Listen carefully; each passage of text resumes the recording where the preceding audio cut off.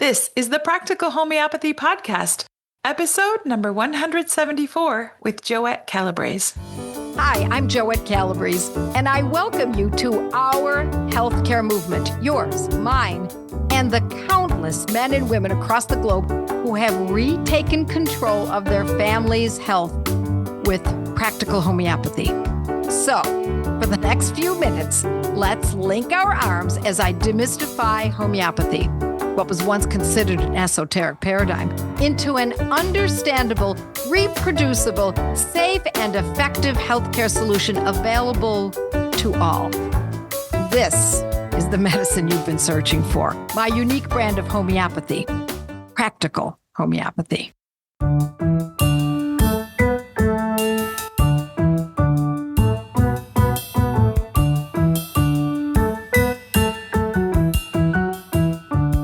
Welcome back to the Practical Homeopathy Podcast. I'm Kate, and today we're going to do something a little different. And honestly, it's kind of special because earlier today, the three of us, Joette, Natalie, and I, found ourselves deep in conversation, and it felt really important, and we wanted to share these little nuggets with you. So today we're talking about what it means to stay connected to our adult children and grandchildren as life shifts and roles change. And woven through that conversation, you're going to find a beautiful realization that knowing homeopathy doesn't just help us keep our families healthy, it helps keep us relevant in their lives.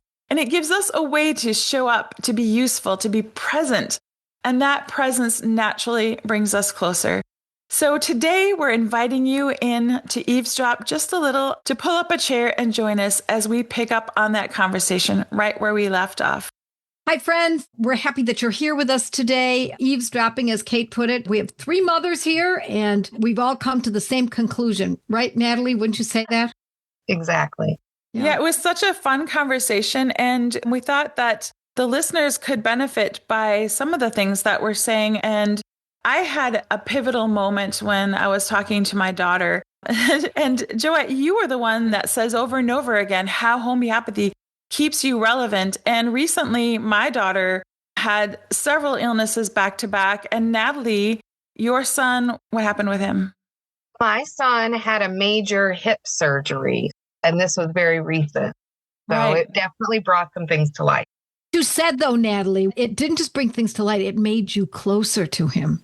It made me much closer to him, partly because we've spent so much time together these last few weeks, but also because I've been able to help him and be there for him in a way he didn't realize I could.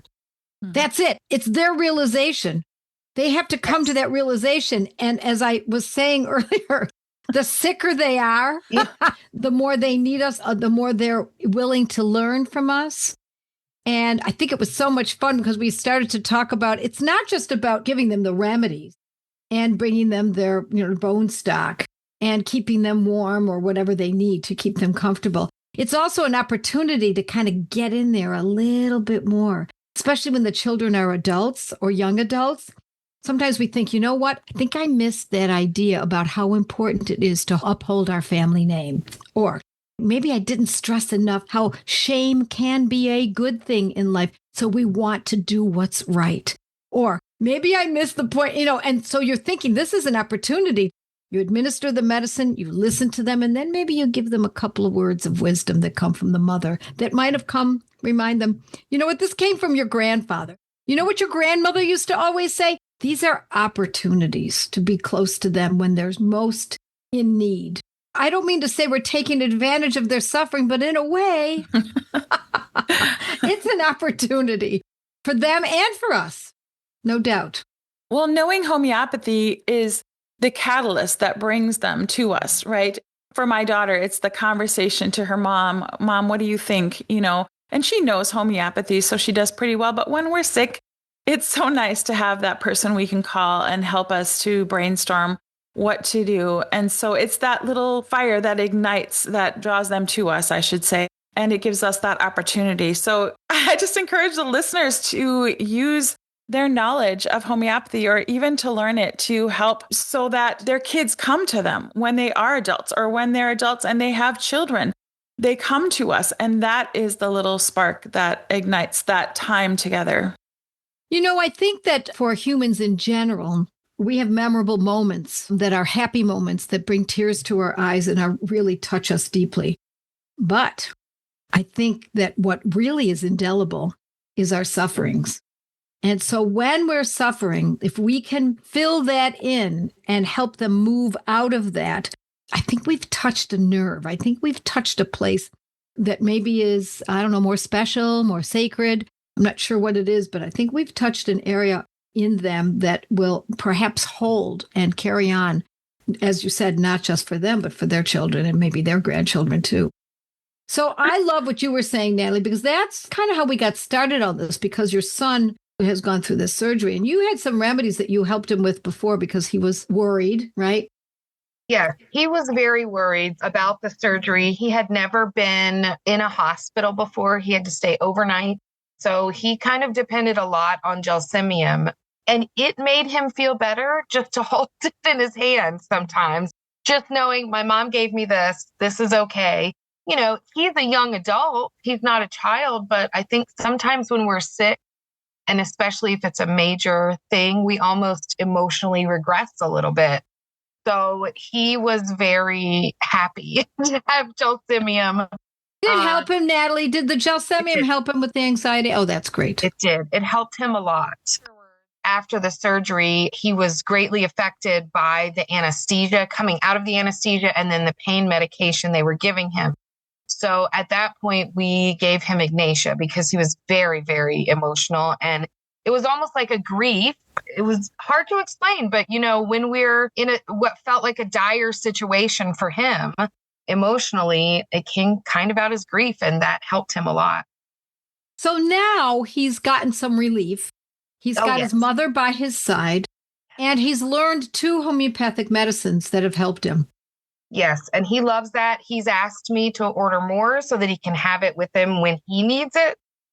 And one of the beautiful things is that my younger children, because they have helped me take care of him, they've grown very observant. And so my son's 19. He has a little bit of a quirk where he definitely teases his younger sisters. He's not big on hugs. He's a little reserved in that area. But my younger children have learned to be very observant while they're helping me. And they'll say, Mom, I think Wyatt needs some more medicine. He's being very nice.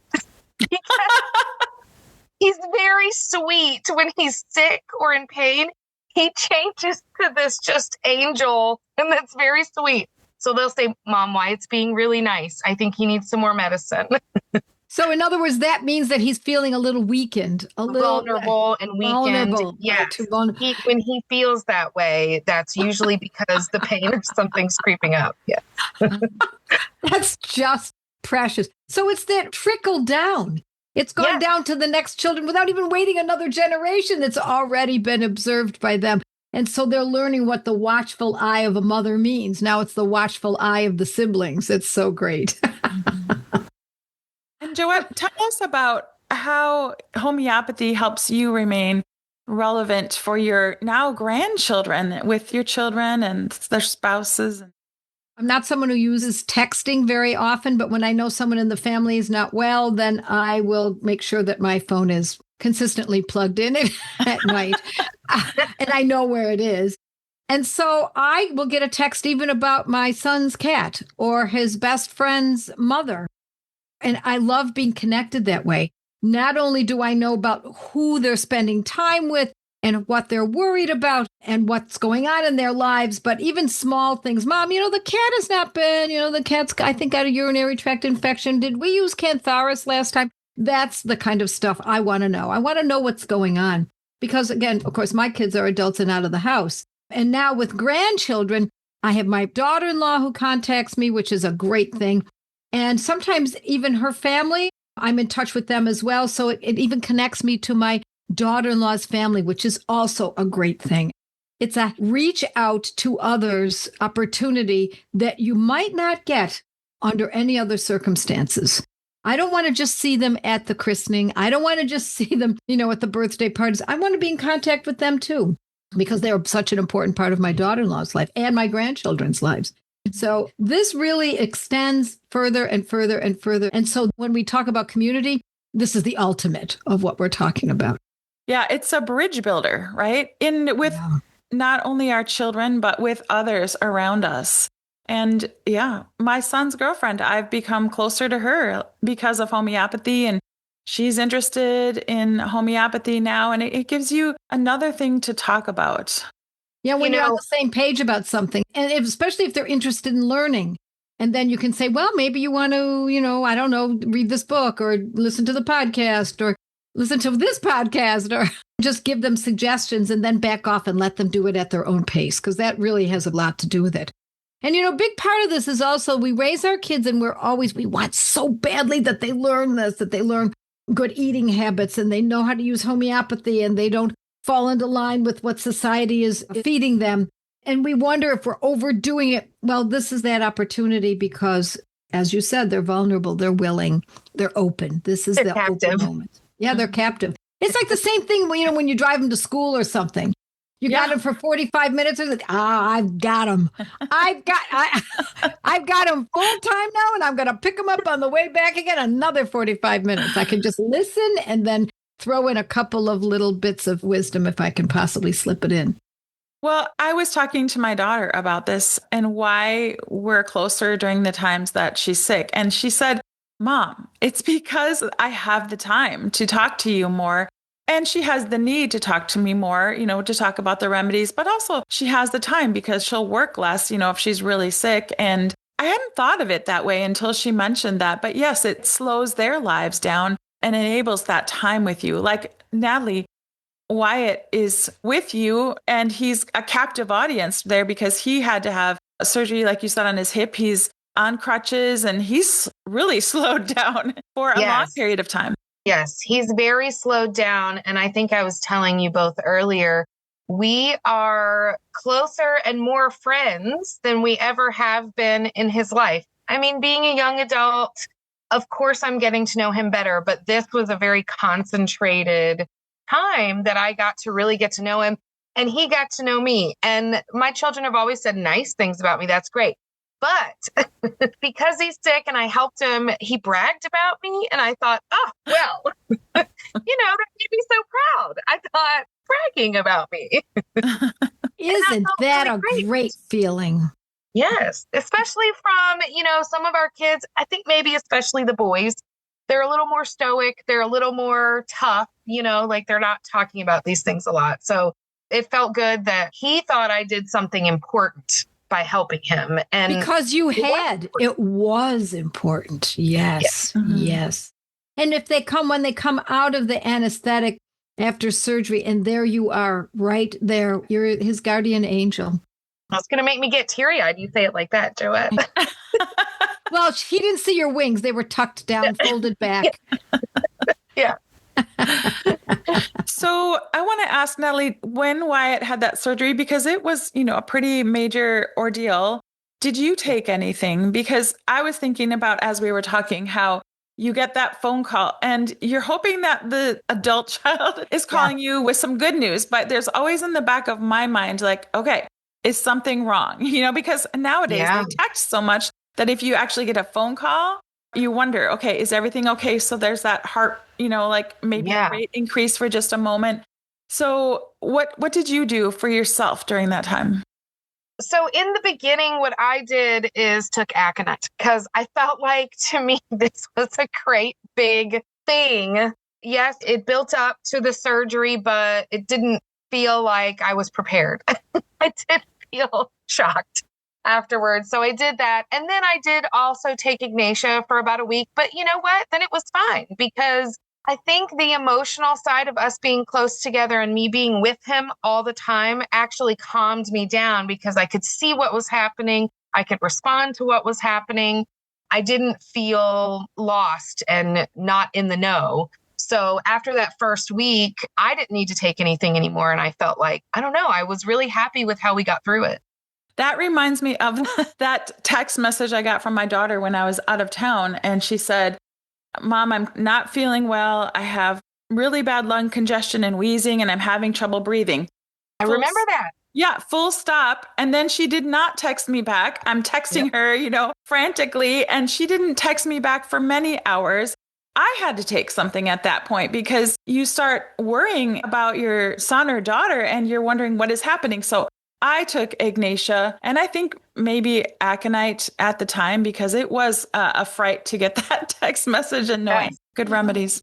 Yeah. Well, what I love about all this too, and I'm kind of circling back around again, is the continuity. It feeds them, then it feeds you, then it feeds them, then it feeds the younger kids, then it feeds, et cetera, et cetera. I love that natural flow of being able to do this. And, a lot of this could be done just by being there, even if you knew nothing about homeopathy, just being there by their side. But there's something about having something that actually works and works to counteract ill effects of, the anesthetic or ill effects of the lung infection or whatever. We have an extra measure of ability that, unfortunately, a lot of mothers and grandmothers don't have.